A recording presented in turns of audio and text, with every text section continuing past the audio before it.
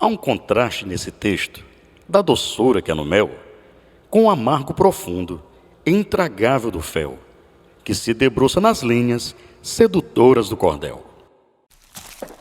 Um casal de retirantes, unido e apaixonado, caminham pela caatinga, tristonho e desenganado, temendo ser pela cobra e o carcará atacado.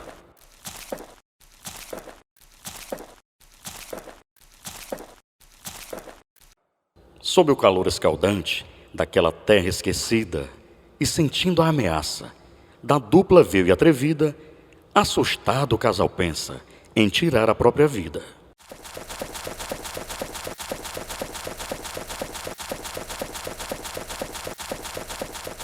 O carcará sorrateiro espera o momento exato, mas percebe que sozinho seu ataque é insensato e com a velha Cascavel decide fazer um trato. Disse então para Cascavel: tu vai picar o casal, depois disso eu dou o bote, o ataque será fatal, em recompensa eu jamais te causarei qualquer mal.